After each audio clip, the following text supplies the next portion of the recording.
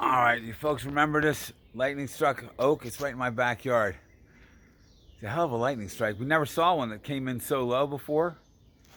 And the first year, no damage at all to the top. Everything looked fine. Didn't see a dead stick up there. Now this year, this lead on the right, that lead right there, had one little live branch up in there. It was this branch. Let me see if I can show you which branch. That branch right there was alive. Everything else on it was stone dead. Now, I had the bucket truck in the backyard.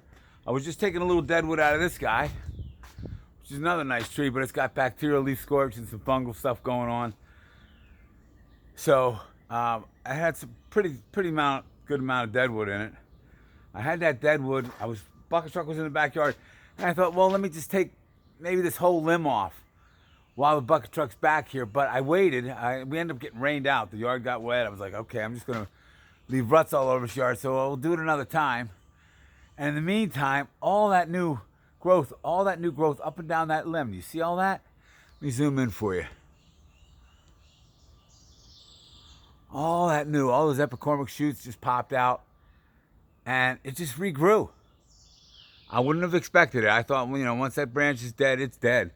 But this is interesting, you just never can tell with a lightning struck tree and trees. They have their own intelligence. There's nothing wrong with waiting it out, giving them some time to see what they want to do.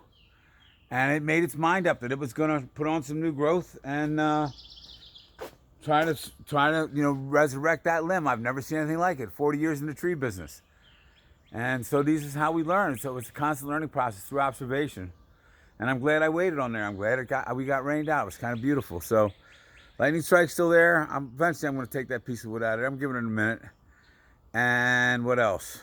As far as the whole tree, losing structure, I'm not worried about that just yet. But when the time comes, I have a big concrete block back here right next to that trailer.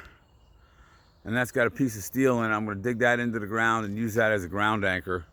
Keep the tree from hitting the house. That's the plan. So, all right. God bless this tree, man. We've been praying for it. And so far, so good. Thanks for watching.